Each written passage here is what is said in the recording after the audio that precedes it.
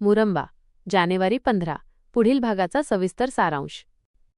चला तर मग प्रेक्षकांनो, अजिबात वेळ न घालवता जाणून घेऊया मुरंबा मालिकेच्या 15 जानेवारीच्या पुढील भागात नेमकं काय घडणार आहे. कारण आजचा भाग प्रचंड सस्पेन्सवर संपलेला आहे आणि पुढील भागात मोठा धमाका पाहायला मिळणार आहे.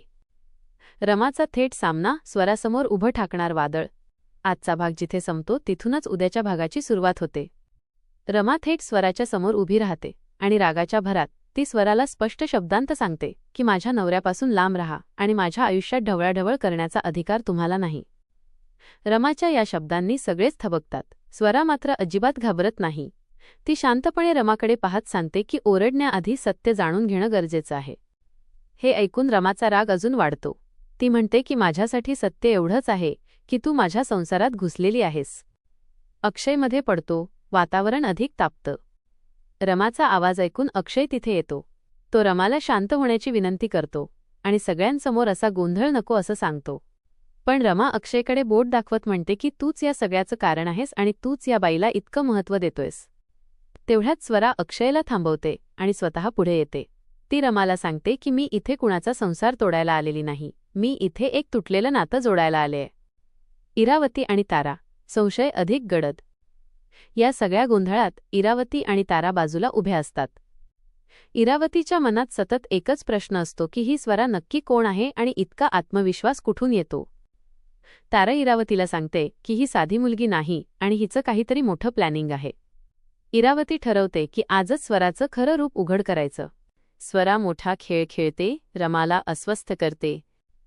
रमा निघून जात असताना स्वरा मुद्दाम तिला थांबवते आणि विचारते की तुला खरंच वाटतं का की अक्षय तुझ्यावर प्रेम करत नाही. हा प्रश्न रमाच्या मनात खोलवर घुसतो. रमा थांबते, मागे वळते, पण काहीही बोलत नाही. स्वराच्या डोळ्यांत मात्र आत्मविश्वास असतो.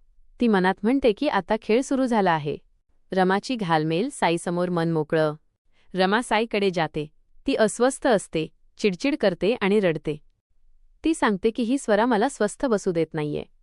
साई तिला समजावतो की भूतकाळाचा विचार करून स्वतःला त्रास देऊ नकोस. पण रमाच्या मनात मात्र सतत अक्षय आणि स्वराचाच विचार सुरू असतो. ती ठरवते की स्वराची खरी ओळख शोधायचीच. शशिकांत मुकद्दम, अंतर्मुख पश्चाताप. दुसऱ्या बाजूला शशिकांत मुकद्दम एकटे बसलेले असतात. त्यांच्या हातात सीमा आणि रमाचा जुना फोटो असतो. ते स्वतःशीच म्हणतात की मी सगळं चुकीचं केलं आणि माझ्या मुलाच्या आयुष्याला मीच जबाबदार आहे. ते ठरवतात की काहीही झालं तरी अक्षय आणि रमाला पुन्हा एकत्र आणायचं. स्वरा आणि अक्षय. पुढचा डाव. स्वरा अक्षयला सांगते की आता प्रत्येक पाऊल खूप विचार करून टाकावं लागेल. अक्षय थोडा घाबरतो आणि म्हणतो की रमाला त्रास होईल. स्वरा ठामपणे सांगते की कधी कधी सत्य समोर आणण्यासाठी थोडं दुखणं सहन करावंच लागतं. इरावतीचा मोठा धक्का. पुरावा हातात. भागाच्या शेवटी मोठा ट्विस्ट दाखवला जातो. इरावतीच्या हातात एक जुना फोटो